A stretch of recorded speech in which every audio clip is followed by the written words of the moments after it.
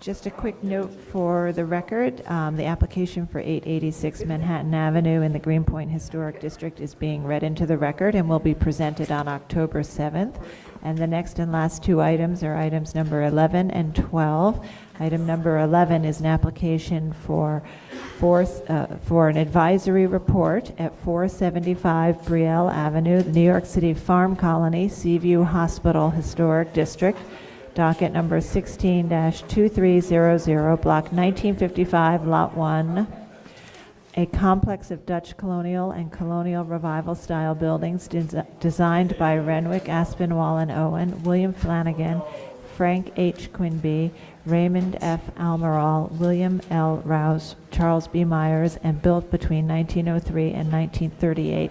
And this is an application for an advisory report to demolish some buildings. Item number 12 is docket number 16-1601, and this is an application to stabilize ruined buildings, construct additions, and new buildings, and alter the landscape.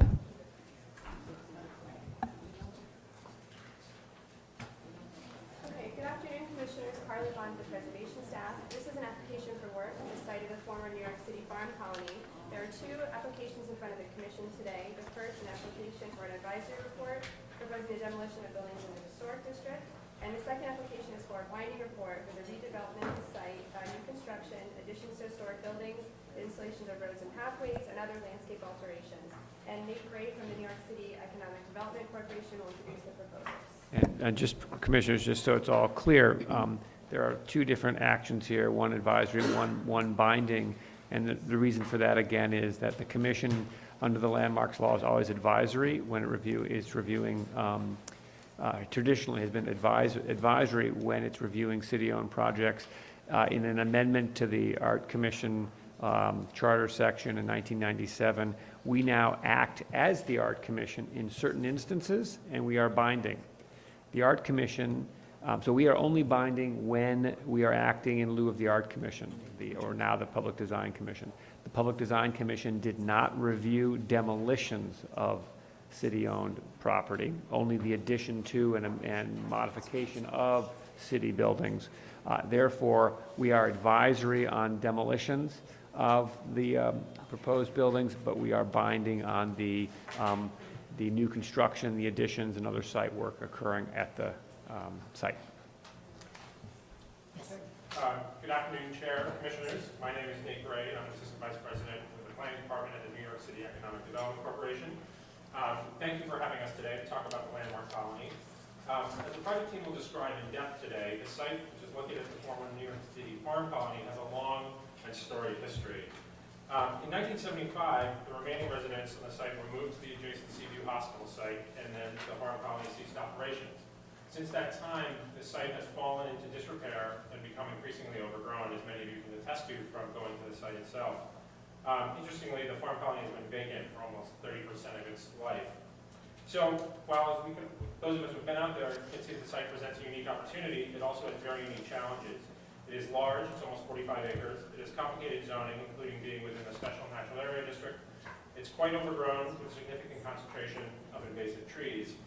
But arguably the greatest concern is the condition of the historic buildings and supporting infrastructure, which have fallen into severe disrepair and require substantial upfront investment to bring the buildings back into productive use. But we at the city believe that while there are certainly challenges, there's actually tremendous potential in this site. And we've been working really actively since the late 1990s, late 1980s to bring the site back into use. We've released 3 unsuccessful RFEIs and 2 unsuccessful RFPs for specific uses for the site itself. Each of them were unsuccessful. In 2012, we released an RFEI that was encouraged a wide range of uses on the site, but focused primarily on reusing the site's its historic assets.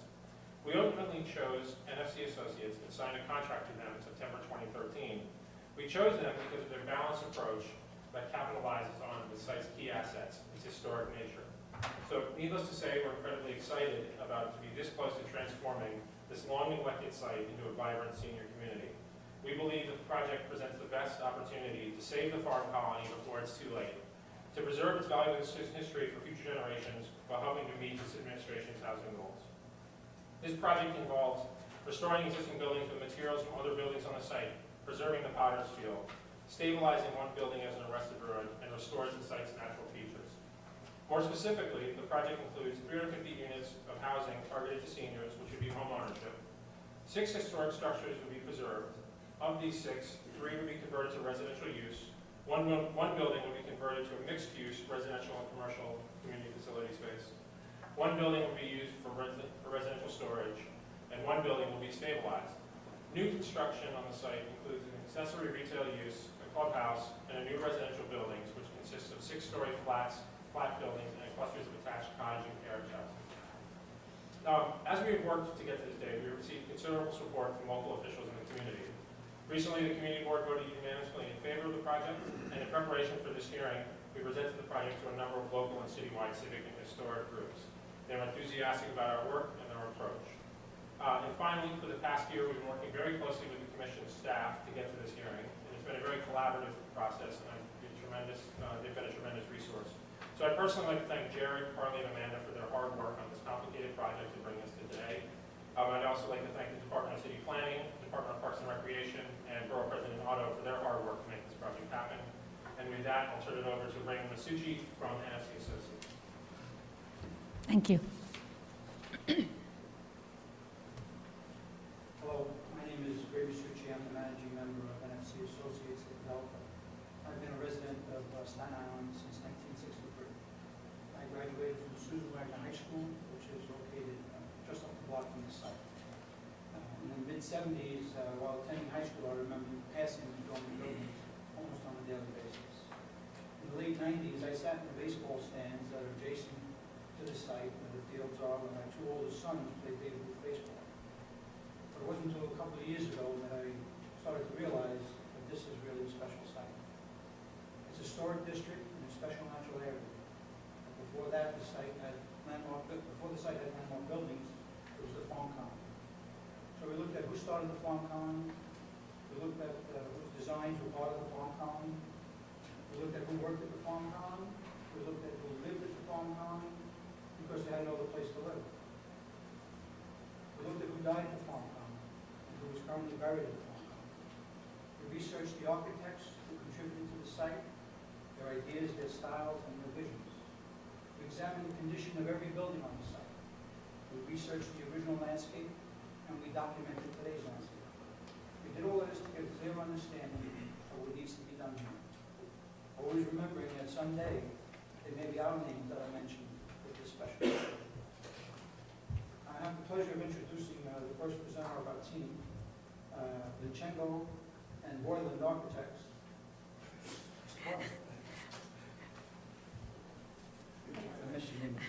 Very like to mispronounce Pablo's name. I'm Tim Boylan. I'm a partner with B&B Architects Urban Planning. Our office is located in St. George, Staten Island. And on behalf of the design team, I'd like to thank you for the opportunity to share our vision for the site. The subject parcel is city-owned, as Nate advised you. It's located in the central section of Staten Island, Mid-Island, Community Board 2. The north-south axis, east-west axis. NFC team performed comprehensive research of the site history and analyzed existing site features. Former farm colony had its genesis in the 19th century. Originally known as the Richmond Almshouse or the Richmond County Poor Farm, and renamed 1902 as the New York City Farm Colony. Farm Colony provided room and board to socially vulnerable populations in exchange for their labor. The original building stock consisted of frame structures typical of an agricultural setting. The population of Farm Colony peaked by the 1930s with approximately 1,500 to 1,700 individuals. Subsequently, it gradually declined until 1975 when the facility ceased operations. Immediately after the turn of the 20th century, a new era of site development began. Ambitious master plans were developed, such as the 1909 plan by architect Raymond Almirall. The Almirall plan elaborated on the formality of building placement and introduced formal green spaces, such as the oval gardens. By the 1930s, a broad mix of building typologies was evident. The master plan of the 1930s showed a strategy which changed the nature of the site from a working farm to a more institutional campus. And by the 1940s, we see an intent to maximize the population of the site to perhaps several thousand by introducing various new multi-story buildings designed for bedridden residents. To accomplish that, the 1940s plans proposed that demolition of most extant buildings be done. These plans were never realized. Here we see a series of development of campus in different eras, low-rise frame buildings in clusters, later removed to make way for additional dormitory buildings following the Almirall plan. These eventually return of a broader mix of building typologies. Population began to dramatically grow, and the introduction of a campus general store emerged in this location. The one constant that we had through all these plans is the historic entrance to the site, which is County House Road. The master plans of the 20th century illustrate that there was a continual history of master planning and site development strategy, which proposed new construction and additions with a mix of building retention and demolition. Looking now at the current state of the project site, the former farm colony is located within the New York City Farm Colony Seaview Historic District on the west side of Brielle Avenue. The Seaview Hospital campus, east of Brielle Avenue, includes various historic buildings, including a 6-story Seaview Hospital and the Women's Pavilion, designed by Raymond Almirall. There are 11 significant structures on the site, 4 in a state of ruin, 7 in a state of potentially dangerous and serious state of disrepair. On a personal note, I'd just like to share with you that going through the process of researching the site, uncovering stories and the history, I discovered that my grandmother on my mother's side, being a 5th-generation Staten Islander, was the head nurse at the farm colony just after World War II, and she worked there through the 1950s. A project site is bounded by Brielle Avenue on the east, Walcott Avenue to the north, Forest Hill Road on the west, Steers Street, Colonial Avenue, the Greenbelt Recreation Center to the south, along with Babe Ruth League baseball fields. The surrounding built context is largely residential, with several institutional facilities beyond. The topography of the site has a gentle slope, east to west, with the lowest areas on the western edges of the site. The site, neglected for 4 decades, is overgrown. Informed by our work investigating the history, analyzing the site, its buildings and the landscape, and the surrounding context, our team has developed a program for an active design community for residents age 55 and over.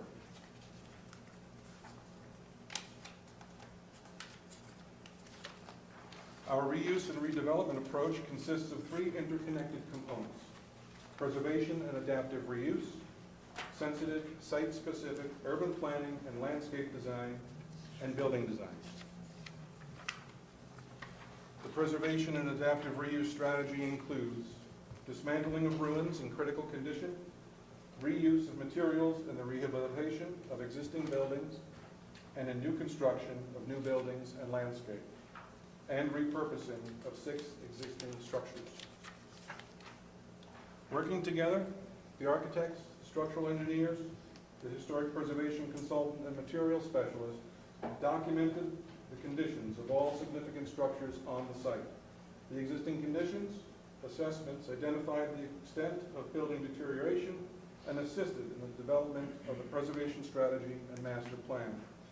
The existing structures, vacant since 1975, have been categorized as either critical, shown in red, poor to critical, and poor.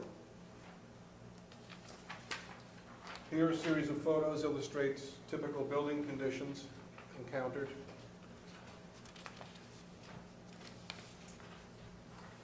The team has identified the structures proposed for reuse, ruins proposed to be dismantled, a structure proposed to be removed, and a ruin to be stabilized. Team member Kurt Hirschberg of Jan Hurt Pokorny Associates will elaborate on the assessment findings. Kurt?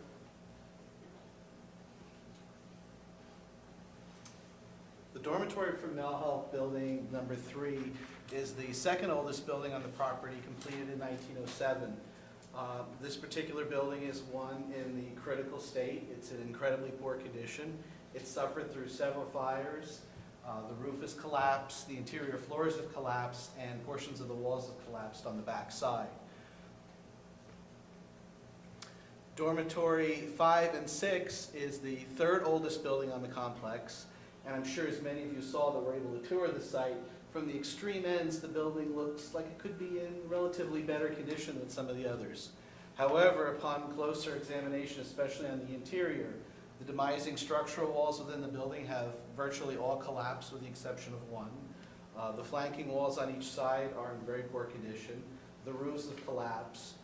The intent here with this building, as with several others, is to salvage the decorative terracotta water table, to salvage stone for reuse in other locations where we need it for restoration.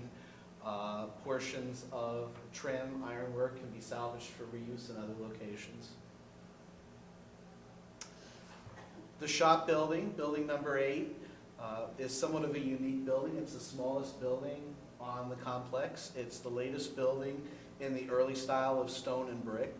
It is also in incredibly poor condition, and this building again will be salvaged for materials to be reused elsewhere in the restoration process. Of the 4 dormitory buildings that were completed in 1934, they're matched pairs. B and D are very similar, and A and C are very similar. Dormitory 9B in particular is in considerably worse condition than the other 3. There's significant damage.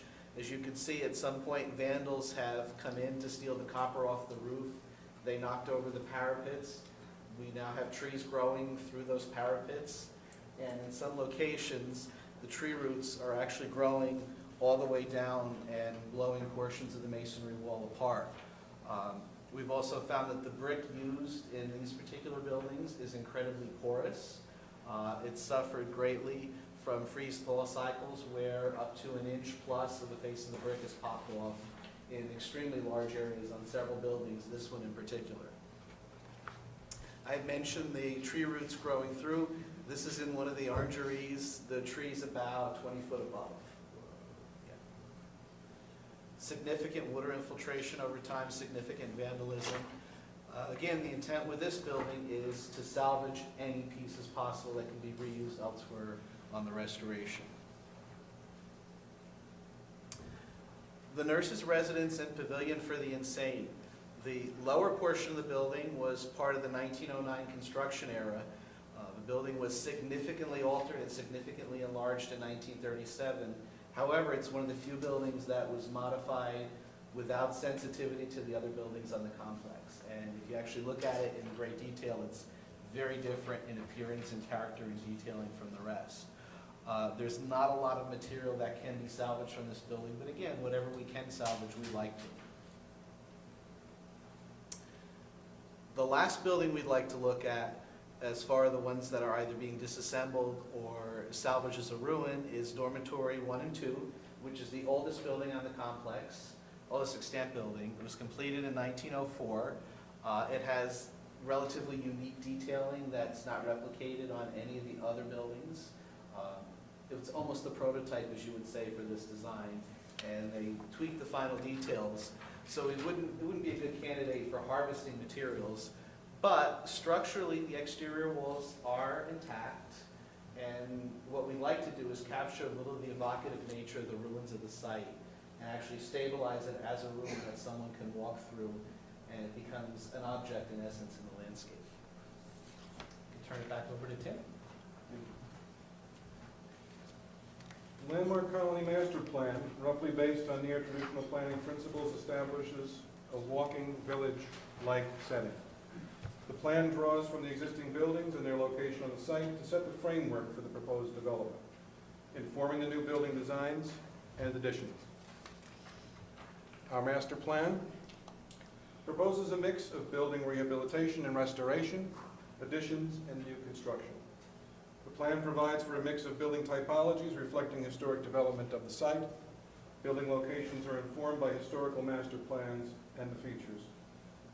The plan maintains the existing Potter's Field as an open green space and strengthens the site's green edges, building upon the adjacent public recreational amenities with park-like features, including our arrested ruins, our outdoor classroom knoll, and restored pond. The plan utilizes a new ring road as a design feature to bring the development of the larger buildings to the center core of the site, and then creates a green core, which we've named Olmsted Green, to anchor the larger buildings and maintain a tree canopy through the center of the site. Parking is located within buildings and in individual landscape parking areas with additional landscaping buffer around them. The plan acknowledges the commercial component of the former campus, providing commercial and community facility uses in a very publicly accessible area along the Brielle Avenue edge. It incorporates a sustainable approach with regard to building and site design, including bioswales and rain gardens in these locations. And provides a residence community garden, restoring the feature of agriculture to the campus. The plan proposes to utilize a significant percentage, approximately 80%, of the existing roadway infrastructure, restores the historic entrance at County House Road, and introduces additional entrances on the east, west, north, and south edges of the site. The master plan's green edges and green core make up a network of open space accessible to the public, which totals approximately 39% of the overall site. Publicly accessible open space also includes green spaces accessory to the commercial and community facility uses along the Brielle Avenue edge.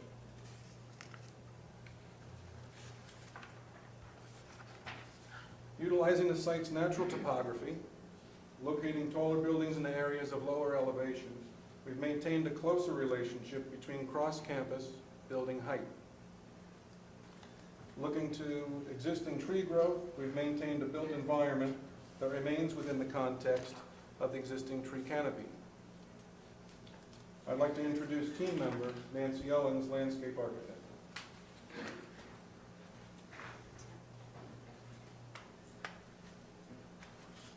Good afternoon, commissioners.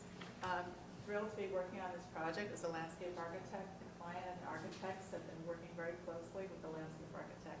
This is a fascinating site. These maps show the progression of the site before it was a farm colony. It was a farmland. The woods were cleared, and then by the early 1900s, it was primarily cultivated land. And the vegetated zones you'd find here, natives would be oak woodland. Next. So it's very important for, as a landscape architect for me to research both the cultural history as well as the site's natural ecology and that history. But you can see in the early 1900s, these photos, the land was cleared for farming or for the open green area as sort of the central green for the site. And this is the pigsty. It was really a working farm. But there are also formal plantings. These are allays. In the 1900s, there were formal plantings that went along with the architecture. So looking at the trees, the history of the site, we worked with the team arborists and who mapped over 3,000 trees and looked at their condition, and there's 36 species we discovered, and also we were able to get an idea of how old some of these trees are, and we've tried next very carefully to preserve some of the trees that are over 150, 200 years old in the new plan. Next. We also, because of those of you who've been there, it's like a jungle, and it's really hard to get an orientation to the 45 acres.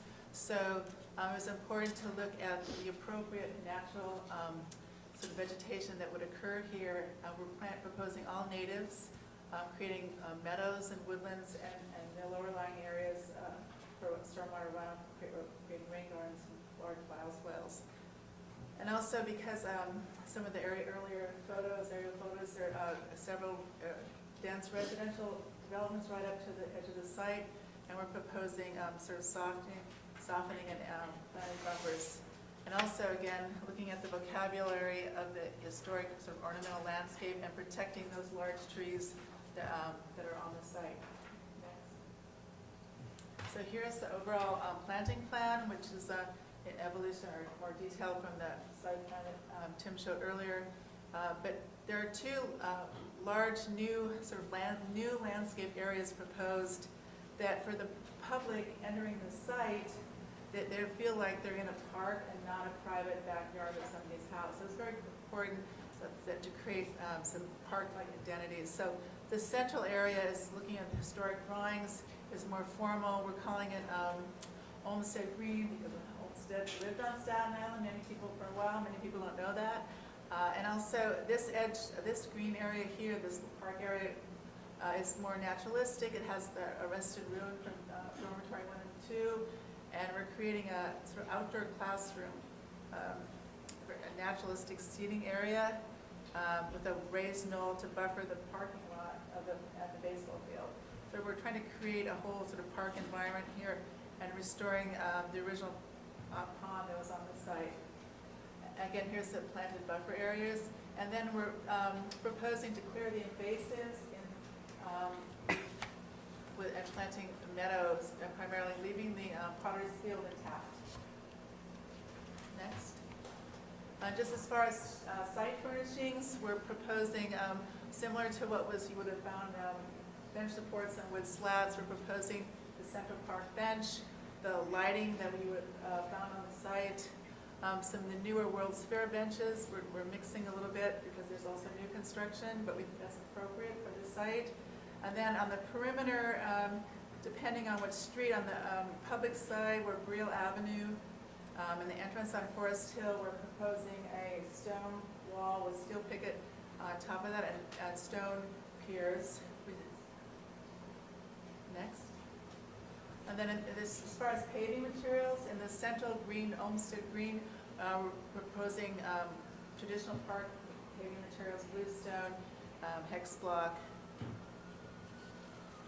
Next. And then throughout the site, just quickly, there's a hierarchy of roadways and pathway systems, and we're proposing, we thought, very carefully that this was just to nuance the scale of the pathways from the wider roads for fire egress, but also keeping some of the historic roads that were there before for walkways, and then creating a series a pedestrian paths that, because of the topography, could create various challenges for walking, and also in the natural areas, and also interpretive historical paths. And again, a clarity of the path system is important. This is a view proposed looking from the arrested ruin, dormitory 1 and 2, towards the dining hall and the laundry building, and the pond in the distance.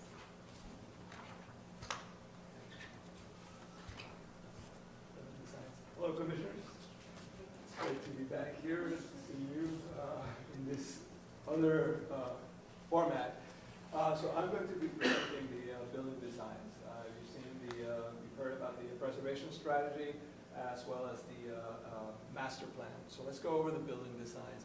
What we have done is we have really looked very carefully at the two periods of development. The early 20th century period, which is on the western side of the site, and the mid-20th century period. The characteristics of each one of those, we examined them carefully, and we're able to look at the details of the buildings, the building features. We're talking, in this instance, we're talking about Dutch colonial revival style. Here we have much more large scale. This is a very domestic kind of quality, and these are much more large-scale institutional buildings. The care of indigent populations had changed by the 1930s, and it's reflected in the plans. Next. Even though the changes, these are two very distinct periods, the buildings share a lot in common. For example, the plans are very symmetrical. The buildings are also buildings in the round. You're able to see this, unlike many parts of the city where you can only see the front of the building. or the back of the building, we are able to see these buildings on 4 sides. There are also buildings that have end pavilions, which you can see in these instance here. We have, the end pavilions also have east and west entrances. That is part of the reason why there was this very rigid alignment in this particular instance. We also have, when we go back, these are a diagram that shows where we're putting in the new construction and where we're infilling the existing buildings. Because this shape is very awkward for conversion. Okay, and that is that shape in there. That's the span between the space between the wings of the dormitory we're proposing as infill. Here you can see the east-west entrance. That's typical of these buildings. We were fortunate when we went to the Public Design Commission that they actually had original plans that were approved by the commission, and that enabled us to really begin to draw the building and analyze the building. We conducted a series of analysis for the building. This is just the north facade. We looked at the horizontal elements, the relationship between the horizontal elements. We looked at the vertical elements, the coining, the grouping of the windows, the spacing that is formed, the alternating space rhythms that are on that facade, and the fact that there was a central area there. We also looked at the window pattern, the rhythm of the windows. We have determined that we have an A, B, C, D, C, B, A pattern on this facade. And this became very important for us because in the next series of slides, we're going to show the actual infill. But in addition to that, we have examined very carefully the pattern of the brick elements on the building and discovered that even though it's a simple brick building, simple one would say, it has a lot of variety in the coursing. There's English bonds, there are herringbone patterns, there are rowlock and solder patterns as well. And there's also an incredible amount of different materials. It ranges from terracotta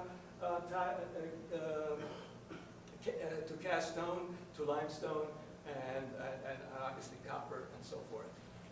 This is an example of the surveys that we conducted that Kurt talked about. Here you can see the actual plan of the building, and it is a very difficult building. It was designed as for a single purpose, and that was to house dormitories for the infirm. And this dimensions are very difficult. You have a 28-foot wide dimension in the midsection. You have a 26-foot dimension here. You've got orangeries here, which are 34 by 34, and the end pavilions. So what we're proposing to do is add a section at the northern end of the building between the spans of the wings that essentially creates a double-loader corridor. We're putting in a corridor over here. We're preserving the rhythm of the windows that are found over here. In fact, they'll become blind windows because they're now part of the apartment. But we're replicating them across on the corridor, and the same thing on this side. So, playing around a little bit with the interior and exterior quality here. And then next, second floor addition, and then we have on top of that on top of the orangeries we have another unit. The orangeries are set back, and then on the third floor we're putting everything under a mansard roof, which will be either for units or for mechanical.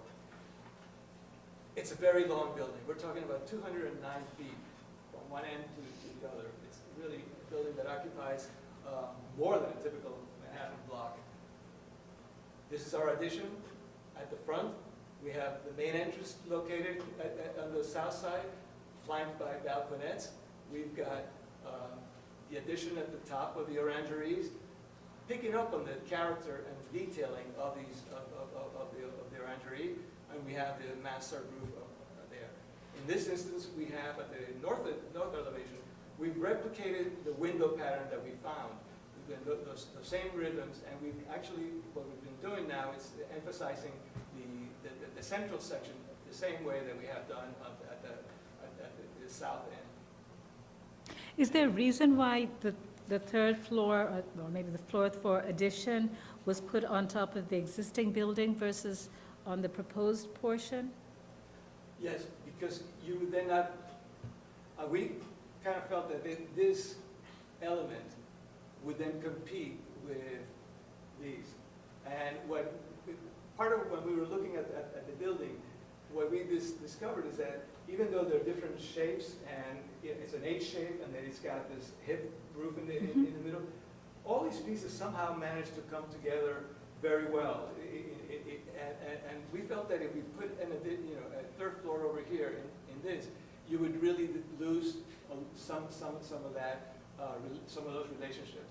And we were trying to be very careful not to provide an addition that would overwhelm the scale of this building. Largest it is still, this addition could still overwhelm that. And in fact, one of the reasons why we lowered the actual connecting element and made it into glass as opposed to keeping, extending the brick fully in that direction.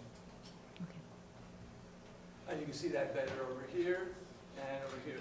This addition is set back approximately 18 feet from the facade of the front part of the wing. And in the addition for the second floor, where we're putting in another unit, we're replicating much more closely the details of the brick. We're putting engaged pilaster columns over here. We're putting a baluster, all keeping with the Georgian Revival style of the building. And it's intended to look like it was always a part of Like it the... was designed there. We think that this mansard also would have been something that could have been designed in 1930s as well. Oh my I'm God. sorry, the material of the infill building on the other side It will be brick. to match? Yes, I'm going to show you right here. This is the color. I mean, this is the existing brick. As Kurt said, this is a very bad, very porous material. But what we're doing is looking at just because this is the clearest unpainted section, the color. There's a range of colors over here. We're selecting 2 of those colors so that and incorporating them in this particular section. The other thing we did, looking at precedents for the new construction, we took a look at the entire historic district, and we discovered this building in Seaview, on the Seaview part of the campus. It's a wonderful building. It's a women's pavilion, and it's got this very deep cornice with a cover, and it's got brackets as well as a decorative top. It's glazed terracotta tiles over there. And there's a contrast that was established between an element that is more glass and metal and a masonry, more solid masonry with punched openings. We also looked at the shop building, which is in this 1983 pre-designation photo. It's a very good building, in terms of the scale and the step gables. And then we also took our cues from an unbuilt project that was planned for the site. This was done by Charles Myers, and this is for a series of cottages. But what we like very much is this type of detached cross gables that the cottages had. So we have a perspective of the flats. There are 3 flats, and they are directly aligned with the axis of the dormitory buildings across the Olmsted Green. Olmsted Green, the furthest dormitory buildings are 340 feet away. The closest one, which is the one that happens to be over by Brielle, is 140 feet away. So we're really looking at 2 avenues or 1 avenue of separation. The building itself has east-west entrances, one for garage, and then the other one, secondary entrance at the drop-off. We have the north-south orientation and the north-south axis over here. The central space will be a double-height space that will be utilized to display salvage artifacts, from some of the buildings that we're removing. Okay. Another thing to point out is this is a small gesture, but one that we hope begins to engage also the dormitory buildings with their wings going toward the north. The building has a lot of setbacks at the 5th and 6th floor, which are used for terraces and metal pergolas, which is again similar to what we're proposing throughout the site and for the dormitory buildings as well. Here you can see the building in more detail. The 3-foot, our cornice line is a 3-foot 6 cornice. These are meant to recall, these sections of the buildings are meant to recall the end pavilions of the dormitory buildings. And more detail on that cornice. We've got it's a metal cornice. We've got modillions and brackets, and we have as well a decorative element there. Not terracotta, but we're proposing place brick decorative element. And then, whoops, we also have in the end pavilions and wrapping around to the north, we're raising a brick course. And the spacing of that brick course echoes the spacing of the coins found in the dormitory buildings across the green. And this is the material. We're looking at a color, rust colors, the iron spot brick, and it's going to be a Norman size brick. So it's not going to be the regular size brick. These were the inspiration, in fact, for the cottages that we're now going to see. We have elements that are dark gray fieldstone that was actually found on the site. This is fieldstone that is from the site. These are framed with this wonderful, picturesque, dark brick surrounds. We also have, at the eastern end of these, at the western end, we have entrances for those with projecting porticos, and the gambrel with the return eaves, as well as the cross gambrels on the other side. So one of the prototypes that we have, there are going to be 6 of these. These are, we're calling this type A because it's a C-shaped plan that you can see over here. There are 5 units altogether. These are not more than 100 feet wide. The row is not more than 100 feet in length. And it has those same porticos that we were talking about here. Now these becomes interior spaces for the units. And it's got a series of window oriels and bay windows at the rear. And here's the elevation. So the centerpiece has a cross gable. It's going to be in stone with the same kind of treatment that we have found in the historic ones. And then we are recalling the step gable of the shop building as well as dormitory 5 and 6 here. We are also including dormers. The other typology, again, it's a cottage typology, but this is a type B, is slightly the reverse of the other one. It's more of an I shape with end pavilions, as you can see right over here. Right? Which is, again, it's consistent with the way that dormitory 1 and 2, dormitory 5 and 6, all of the dormitory buildings are. And here it's the reverse situation. We have the stone material with the brick at the ends, and then it's masonry in the middle. And the dormers are much more typical of the dormers that you would have found, I think, in the morgue building. They're not the morgue, one of the other buildings on the site. Here are the carriage houses. The carriage houses themselves echo the unbuilt cottages that we discovered. There are 2 clusters of carriage houses which are located here, and those clusters contain either 5 or 6 units, attached units. This is the shape that I was referring to, so the detached cross gable that we picked up in the unbuilt type of roof that we're contemplating, as well as the stone material for the buildings. One of the other types that we have is the clubhouse. The clubhouse recalls really the early farm-like structures that may have been found on the site here. We have stone base for the clubhouse. This would be salvaged stone from dormitories 5 and 6. We're also taking our cues from dormitory 5 and 6 is the cupola here. And the interior of the clubhouse, we have a double height space at the center that will be used again for the display of salvaged artifacts. And this is the floor plans of that. Exterior, we're going to be using engineered wood in a panel system with texture. One of the other buildings that we're looking at is the laundry building. This will be straightforward restoration. The only thing I wanted to point out in this building is this truss system here, which we are incorporating in the clubhouse. I don't know if you managed to see it, was washed out. So this is the only place that we're intervening in the laundry building, is putting in 2 garage entrances.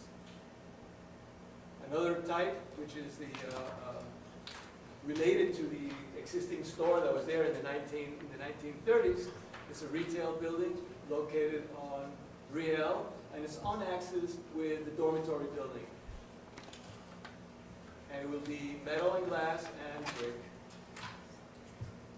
The gatehouses, these are scattered throughout the entrances, and the base of the gatehouses will also be utilizing the stone that will be salvaged from the buildings that are being removed. And then finally, the dining hall. The photographs of the dining hall, what we have here, I just wanted to point to the height of this building. From the peak of this building, the roof of that building, down to the entry level where we're putting in the garages, it's over 60 feet. Okay, so, and because of the slope, and because these buildings have very tall basements, and very tall floor-to-ceiling heights, and a very tall attic. This section here, this is the south elevation. It shows the original entrance, and you can see here it was removed sometime in the 1940s to put an elevator shaft. We're going to be restoring that, and as well as putting in a garage entry there. And so I just want to leave that. That's the last slide. Leave this image with you because I think this is a very powerful image. This is actually, I think, one of the most beautiful buildings on the site. But it's as beautiful as it is, it requires a lot of work.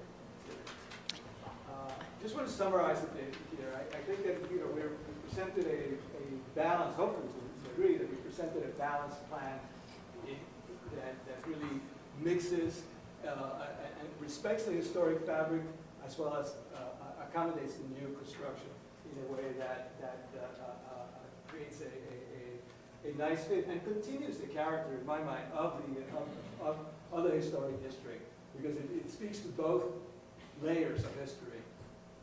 And also the plan, I think the proposal that the developer has is, in terms of the programs, very consistent with that. Thank you.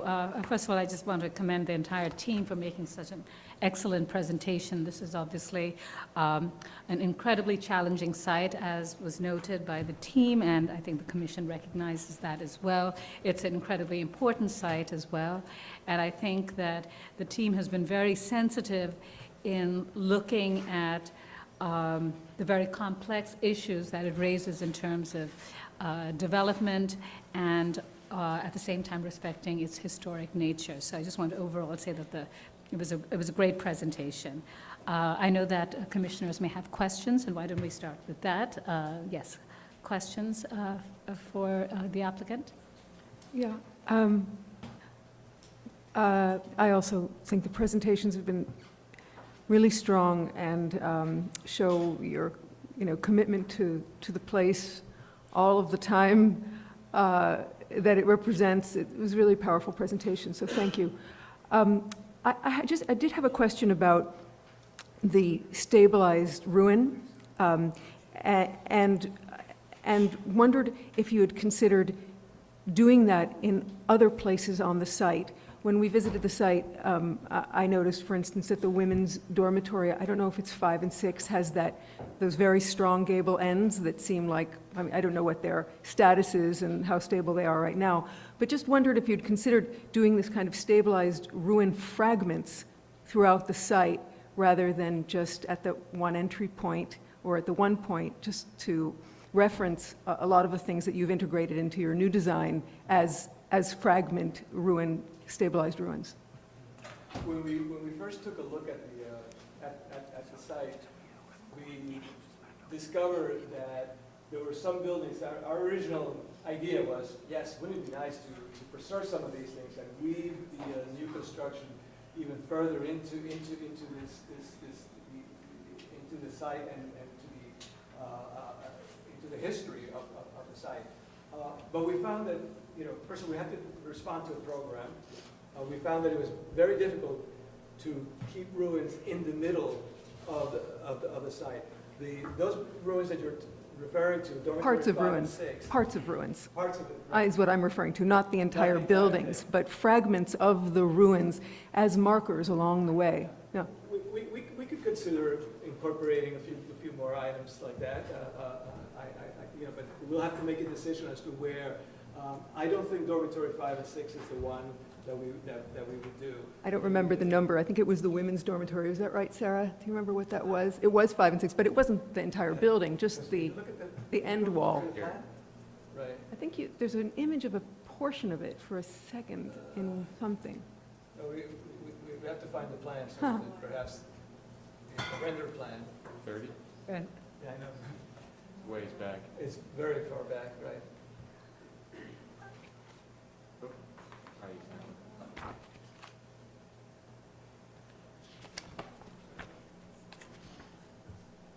Yeah. Dormitory 5 and 6 is located somewhere in here, which is right in the middle where we want to create the low-rise community, the low-rise cottages, right? But what we have done, the other thing is, 1 and 2 is the better one in our minds, simply because it is the oldest one, and it's the one that set the pattern for the future development of the site. But if you look at it, we've created an axis, a very strong axis from the center all the way here that actually engages part of that building. So we are giving it a very important place on no question. I have no argument with that. I think it's very strong, and just your whole approach is really strong. The only thing I'm proposing or really asking is a consideration of in order to sort of document the enormity of the span of time and of the site, it might just be interesting to have fragments of ruins throughout. I think what you can do is you can look at all of the buildings that you actually have to take down. Some of it is being reused, but if some are not really interfering in the site plan, then there's some way of marking it, and I think that would Okay, help. we'll take a look at that. Okay. Yes, Michael? A couple of questions, one minor and one not so minor. When you say stabilizing the buildings, what physically does that mean? What will you see when you're done? Right, this one here, the only Right. one that we're stabilizing Right. as a ruin What will it be? is this one. You will see the walls that currently exist, the envelope of the building. Yeah, They will be capped so that there's nothing coming into the coming walls. into the buildings. And if they need some cross bracing, we might do that. But what you will be able to do is walk right in. Instead of going into the basement, you should be able to just walk right in and, So it's kind of like a landscape element It that's is a landscape contiguous element. with the landscape around it. Yes. Okay. Second question. On a more philosophical level, as a kind of this is one thing that impressed me very much when we went there is how damn big this place is. And it's a neighborhood. It's several neighborhoods. And so I guess my question to you is it a neighborhood? Is it several neighborhoods? What's your view? And we're going to be asked to weigh in on the appropriateness not only of what you're doing with the existing buildings, but on the relationship of the new to the existing, because it's all in a district. So my question, I guess, is how would you like us to be looking at the overall site as, and your relationship of the new to the existing, by which I mean, for instance, you could view the site as an entirety with the new and the old all being kind of woven into a single kind of aesthetic architectural experience.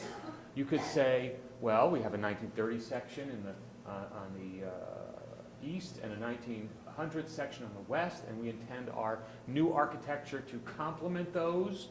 Or you could say that we want our new architecture to kind of somehow weave a third story in between the other two, and that story is what? Help me understand the overall view. What we see this as a village of some sort, okay? That's why, to us, it was very important to have this as a destination, have its own retail, its own center. The clubhouse is also a center for this community. Similarly, down here, we have community gardens that are planned. And so the idea is this is a walking, almost a neo-traditional village, except that it's not quite something that is invented. It's responding to existing historic elements. This is definitely a walking community. The series of paths that were there are to connect all of the buildings to the different spaces that are being provided. One of the things that we have worked very hard at is preserving Potter's Field. Potter's Field, the Friends of Abandoned Cemeteries, has taken an interest in this, and we are actually proposing a memorial for that site here. Similarly, this space down here, which was discussed as being adjacent to the public area of the Staten Island Greenbelt, this is all publicly accessible. Every part of this will be publicly accessible. There's even accessory parking that is going to be provided for Parks Department here, and accessory parking for people coming into the site that want to wander through the grounds. So it's not going to be a closed-off community. After dark, certainly there will be a guard that will be looking out for the residents. But during the day, you can drive through, you can stop and park and get off and wander through the site. We also try to create the Olmsted Green. The original intention is really that this is the core of the site around which everything revolves. All the buildings surrounding it are kind of a satellite. So we felt that was also appropriate in terms of having kind of the greatest density located in that, and far away from the surrounding streets. I mean, one of the things I found interesting from some of their analysis is that when they have a whole series of master plans or portions of how the site developed over time, including, I think, maybe 1 or 2 master plans that were never reached fruition. And one of them, I think both of them sort of contemplate, just in terms of site planning, some of the areas that you've actually chosen to develop. So there's a cluster over here on one side, and then there's a cluster, almost like a completion of the 4 dormitories towards the south to the north. And so I think that at least I could see how the integration of the new buildings is looking back or harkening back to perhaps the site planning that was always intended for the site. Yes. Just to give you a little bit of context, and I guess I'll comment more after this portion, but the village concept that Pablo mentions is extremely important. Staten Island is very different from the rest of the city, and it developed as a series of villages across the entirety of the island, some of which were very, very far from one another.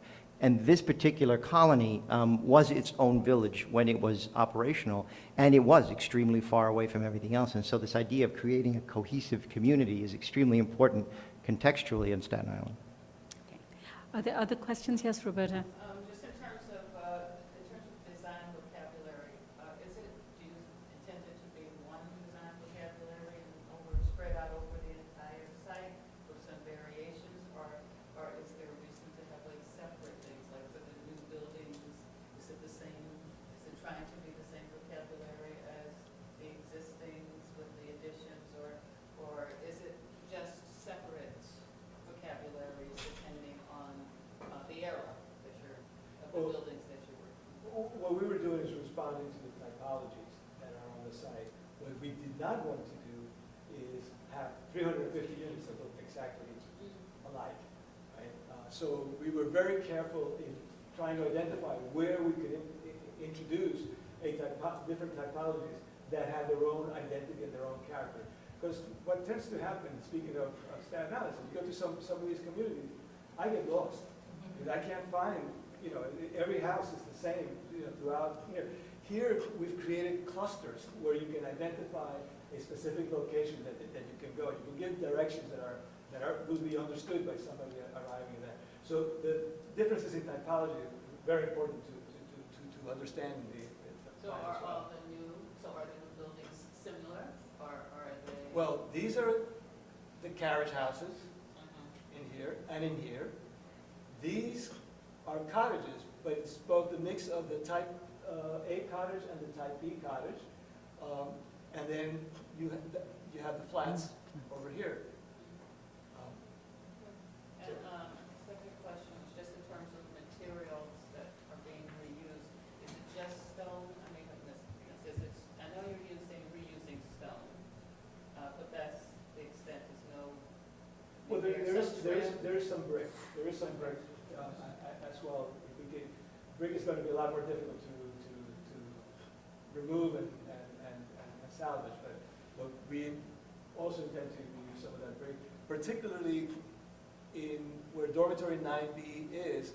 Some of that brickwork, the interior here of the dormitory 9B is in worse condition, but the brickwork is in better condition than the exterior of 9D. These are sister buildings in there, so we want to salvage some of that material for that. Similarly, the brickwork that was in the nurses' residence, which was also from the 1940s, might be able to utilize that in doing some of the replacement work that we do. What about any of the wood trim? I'm sorry? Any wood trim? The wood trim, what we want to do is salvage it as an artifact for display. I don't think that we can really take apart something that has been so deteriorated and hope that we can reuse it. But in those buildings that you are keeping and redoing, none of that, you can't use anything here? No, in this building, for example, the one that we're restoring, the dining hall, we are going to be preserving a couple of windows for historic purposes. So there's a market, but most of the windows are going to be here. All right, any other questions? Thank you for now. We're going to take public testimony. David Carr.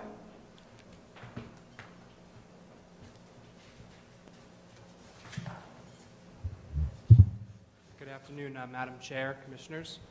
My name is David Carr, and I am Chief of Staff to City Council Member Stephen Matteo, in whose councilmanic district landmark colony would be built if approved. As you are well aware from the testimony that's been given previously, this is the site of the former Staten Island Farm Colony. The councilman would tell you that for years these historic buildings have been left unattended and without any maintenance at all, and that they became havens for illegal activity, were vandalized, and covered with graffiti in addition to the overgrown weeds. Over the time that the council member Otto sought to find a solution or a use for this site, the councilman was then his chief of staff, and he was involved in the efforts to get this site the attention it both deserved and sorely needed. He definitely believes at this point that the landmark colony is the right project for the right place at the right time. With our senior population on Staten Island growing at great speed, housing for the aging community has never been more needed. Additionally, this project will give the buildings and important sites on the property the care and the investment that they more than merit. The old carriages and other structures will literally get a new lease on life after getting restored and in some cases rebuilt, and will become home to seniors and folks in the 55 and over community who are personally invested in their upkeep. The proposal is the ideal mix of a future use that addresses the needs of the community at large, as well as the interest in the preservation of these magnificent structures and grounds. It will help Staten Islanders see these buildings in a new light and give residents and visitors a window into their not-too-distant past. Importantly, the Potter's Field, the final resting place of Staten Islanders of yesteryear, will remain undeveloped and undisturbed and may serve as a natural memorial to those that came before us. The councilman knows that this is the right fit for his district and his borough, and is gratified that this effort has the support of the community that he serves. He respectfully requests that you give this application a unanimous approval. And thank you so much for your time. Thank you. Barbara Zay.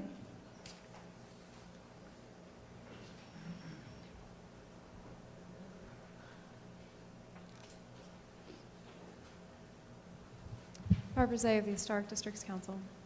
HDC is very glad to see that after a long hiatus, the sadly neglected farm colony will be returned to its rightful place as a vital and thriving part of the community, Staten Island and the city as a whole.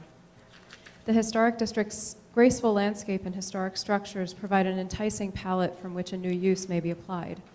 The proposal before you is successful in many ways, namely in the adaptive reuse of several historic buildings, the retention and stabilization of a dormitory building as a ruin, the contextual design of new cottage and carriage houses, as well as ancillary structures such as dining and retail facilities and gatehouses, and the sensitive organic landscape design that ties this new community together.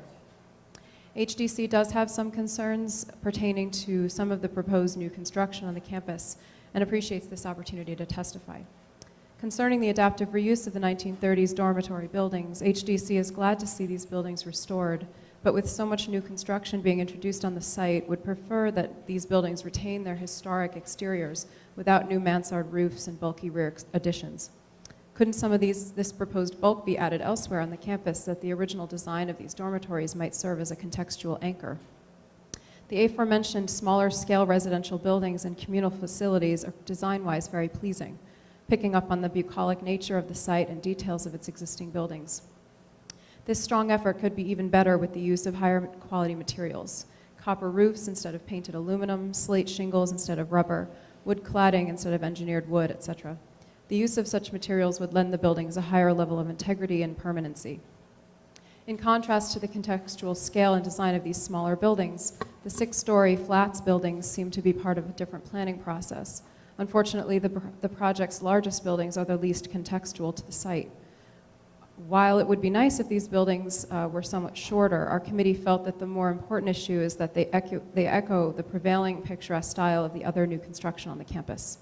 All that being said, HDC would like to stress that these suggested alterations would only serve to increase the appropriateness and ultimately the longevity of this worthwhile endeavor.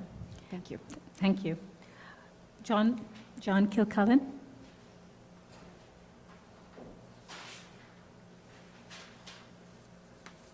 John Kilcullen, Preservation League of Staten Island. The Preservation League of Staten Island is pleased to speak in support of this application submitted by B&B Architects for their Staten Island project, the Landmark Colony. We have seen the plans, which is the farm colony portion of Seaview Historic District, and are very pleased with the sensitive approach to the site and the historic buildings. Their proposed restoration of certain buildings and the integration of the historic buildings with new construction is most innovative and exciting. The demolition of certain ruined buildings, the retaining of one such ruin as such, and the reuse of historic materials is sensible and creative.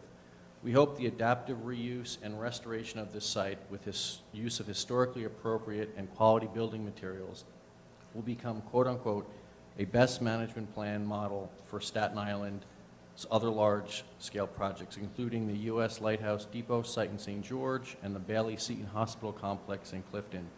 Both sites include individual landmark buildings, but the overall sites need protection and preservation due to redevelopment plans.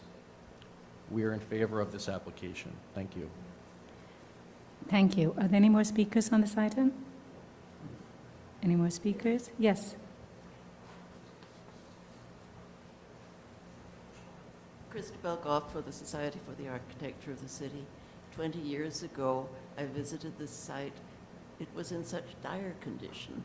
I never believed that anyone would find a way to have a feasible plan to preserve and bring it back into civilization, and I just want to congratulate everyone who has worked on this. I think it's rather brilliant. Thank you. Thank you. Any more speakers on the side?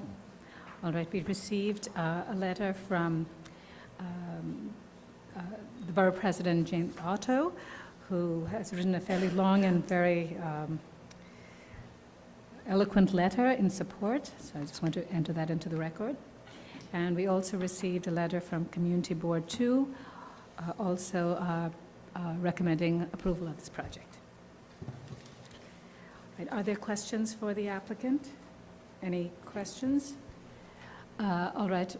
Just one. Yes. One, and this is not necessarily our purview. I'm just wondering why you changed the name to Landmark Colony from Farm Colony, which Would you we like to, all- would you like to I mean, respond to that? Landmark Colony seems a little bit of Orwellian, you know, sort of newspeak, whereas Farm Colony maybe was in its time as well, but Well, my previous experience. You could, with marketing, yes, if you could speak into the microphone. My previous experience with marketing, people make reference to where they live. We built the tie to Charleston on the south side of Staten Island. And people when they socialize, they say I live at the ties. So in this particular case, they would say I live at the Landmark, opposed to say I live at the ties. And that's all. Thank you. If there are no other questions for the applicant, we can close the hearing. All right, I know that we can't take a vote today, but maybe some of the commissioners, if they have concerns or thoughts. Yes, John, would you like to say something? Yeah, with the risk of gilding the lily, as you've heard, it's extremely rare when you get Staten Islanders to all be singing from the same hymnal, and I think you just heard that. In an ideal world, no doubt you would not be destroying any of these buildings. But as all of us commissioners know, we've all been to this site. It's not an ideal world. And I think we heard earlier, we were talking about a windows project, and one of the commissioners has commented that when you change certain things, your building dies a partial death. The situation here is that obviously this is a plan that involves a little bit of death, a little bit of partial death, but it avoids the possibility that this site will die in its entirety, which is something that has happened to other sites on Staten Island, and that I am happy to hear that people do not want to happen at this site. Tim had said earlier, he had described the site today as overgrown. I think he was understating things dramatically. I think it would be more likened to the situation at Angkor Wat, where there is more vegetation, there is structure. And so the saving effort that will go into this is extreme. And the other thought, I think, that we should keep in mind as we deal with this site and this plan is that when you look at other development options on Staten Island, this is from page 12, right? 30. Okay, well, there's a similar picture on page 12. If you want to understand what the other alternatives are, look outside the perimeter of the green into the black and white area. Now, this plan is so dramatically different and so much to be respected because it's not that plan that involves what's going on in the black and white. Thank you, John. Are there any other comments or any thing that you'd like the applicant to come back with? Yes. Yeah, I first want to say that I think that the team should be greatly congratulated, and not only for having produced a very detailed, thorough, comprehensive package, but also in marshaling the kind of community support that they've gotten. Just is a very sensitive project and really well done. The problem for me with this is that it's such a big project with so many facets that for us to look at this with the same level of care and thoughtfulness that we give to your basic garden variety rear yard townhouse edition is very difficult. And you get to a point where you say, well, how deep should we be going? And I'm not sure that I know the answer. Because we could certainly look at every building type here and offer suggestions that might make proposed modifications to the existing buildings or the proposed new buildings more appropriate, more suitable for a historic district. That's a big lift, and I'm not sure what to do about that personally. I think that in general terms, the reason I asked the question to Pablo about the direction was because I see something, and I'm not sure I understand how it makes for a good argument in terms of appropriateness. I think that the site planning, I personally think that the first moves were completely, from my mind, appropriate. the decision of what to demolish and what not to demolish. Of course, one doesn't want to ever demolish anything, but I buy the arguments, having been there, I buy the assessments. I certainly respect the preservationist assessments of the building's conditions, and I have no problem saying that the greater good is served by demolishing those buildings and allowing a development of this nature to go forward. No question. The strategy that I see is very kind of local and reactive and diffuse. Specifically, the buildings that infill dorms 9A through D, right, the three 1935 buildings to the right, they have a particular language. That language is responsive to and derivative of the buildings in which they are nestled. And one could talk about the details of that, but let's skip it. The buildings opposite them, right, the B buildings, the big ones, have a different vocabulary. It's kind of the same as those, but it's you know, it's at a distance, so it's at an aesthetic distance as well. The cottages are clearly derivative of the 1900 buildings, which is perfectly appropriate because they are closer to them. And they're kind of creating a second village that is to the west as opposed to the more, let's say, neo-colonial or Georgian village to the east. And then, but kind of if that kind of logic is to be carried forth, then I have a harder time understanding the aesthetic vocabulary choices on the clubhouse building, which to me looks like it's out of left field. It's a barn, and I could buy that if it were kind of a barn out building, but it's located siting-wise as it's the Capitol building in the White House down at the end of the mall. So I kind of wonder about that choice, and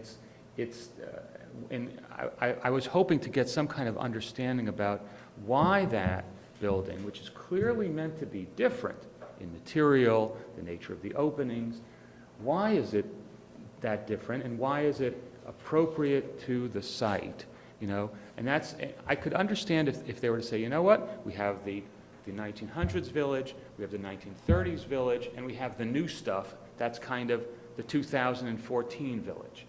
But that's really not what's happening. It's really a much more response to the microclimate. And so then I think that question is appropriate. So I guess what I would ask the applicant, if there is going to be a second bite at this, is to try to at least think about that and either answer it in a way that explains what's there or modify what's there to make that story more consistent.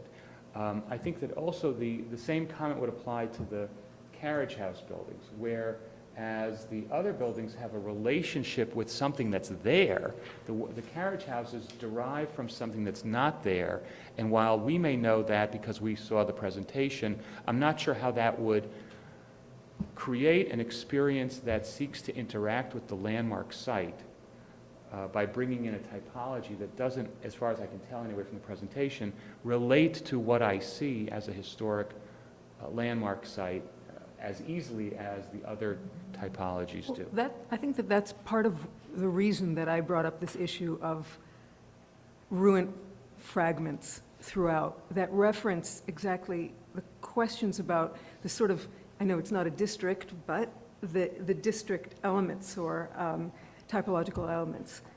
I thought that would have been important because otherwise they are only in our historian minds. You know, they're not referenced in fact or in situ. Right. I think, well, first of all, I just agree with Michael about that.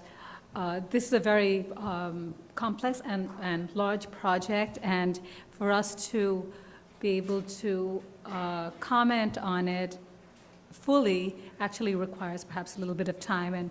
And so I think one thing is that we don't have a quorum here. It makes sense for you to come back, and we have the material. It gives us some time to look through it in more detail. But just going back to Michael's point and what I think would be helpful for us when you come back. So you've given us a sort of an overview in some sense. I think I would agree with Michael on the issue that the choices about which buildings need and are required to be demolished versus which ones should be preserved. The general strategy of the plan, I think, is somewhat clear, but I think the details of their plan have not been fully fleshed out. So I think their design choices that we heard today, some of them, we may have been persuaded by, some of them have left questions unanswered. So you may really want to go back and talk about these prototypes, so to speak, the buildings themselves, and just give us an explanation of its location within its site plan, its design choices, and its intent in terms of an experience in evoking what the historic district is supposed to represent.